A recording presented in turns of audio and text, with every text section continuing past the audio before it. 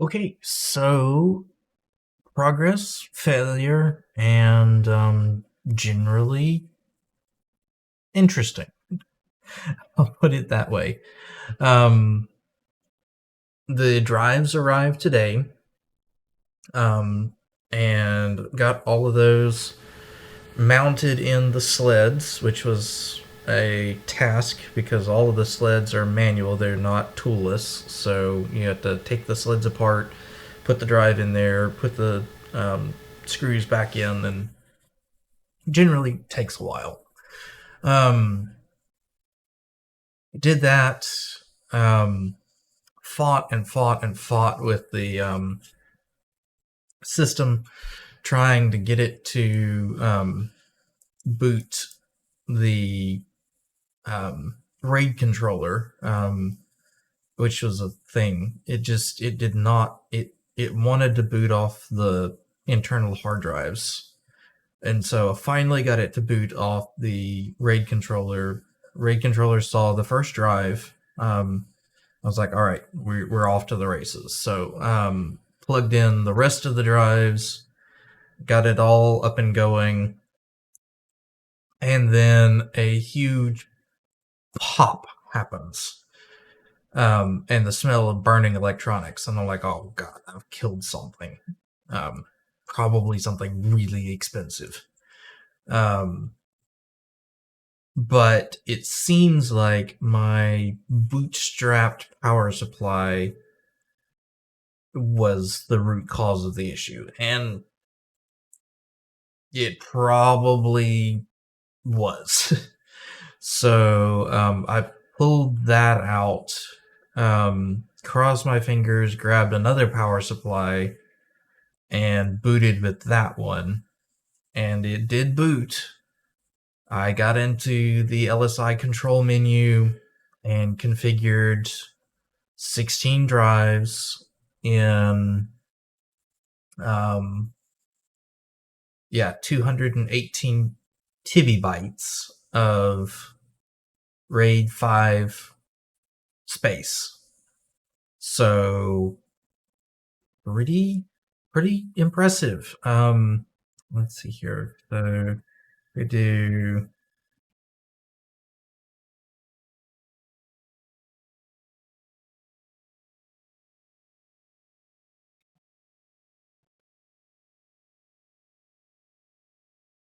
yeah, so it's not really yeah, I don't really know because it should be 256 terabytes. I think TB again it throws me off every time, but anyway, more storage than I thought I was gonna have. Um and so yeah, it works out to yeah, it is I'm babbling now, but the the system is running. It's headless now, so I was able to get that GPU and power supply out of there. And so now it just boots into the TrueNAS with the caveat that TrueNAS is not doing any of the drive stuff. So I will have to wait until my HBA card arrives from China before I can do let TrueNAS run it, because the RAID card does not pass through that information. It is simply a RAID, card. So it only creates RAID volumes. So once the RAID volume was built, it passes along that RAID volume information, and that can show up into TrueNAS. And so as that shows up in TrueNAS, the TrueNAS, of course, pitches a fit because it doesn't think there's any parity information, when in reality it is a RAID 5 pool, um, but it's controlled by that RAID controller. So yeah, um, and So it's only, and I was really curious because I, the RAID card, I had to get two cables, two 8087 cables, I think, 8087 or 8086, something like that. Um, Cables that fanned out into hard drive connections, the SATA connections. But here I'm just using one of those cables and it's passing along all 16 drives. So yeah, I'm not entirely sure if I should be using two. I went ahead and ordered another one just to see. Um, and the back pane has three of those SAS connectors on it.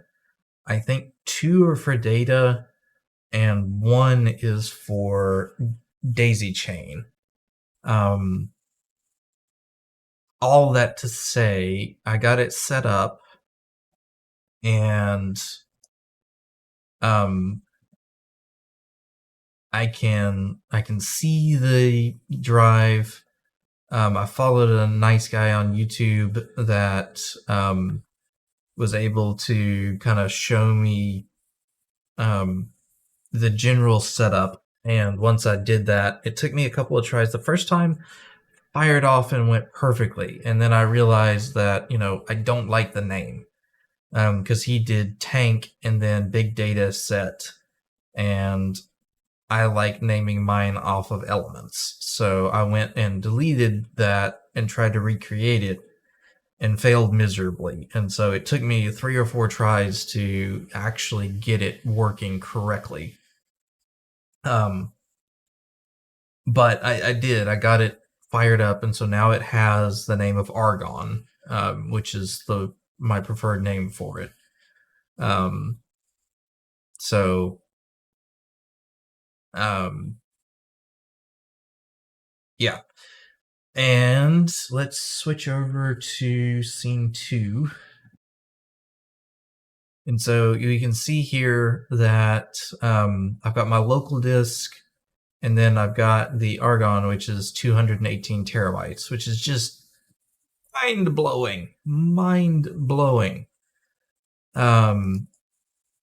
And we can take, this is a pretty large file that I've got over here. This is 22 gigs in size.